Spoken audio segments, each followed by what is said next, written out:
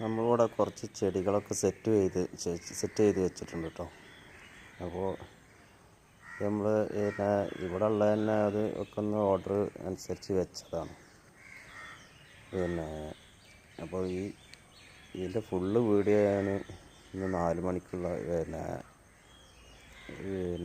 വീഡിയോയിൽ വരും കേട്ടോ, 4 മണിക്കുള്ള.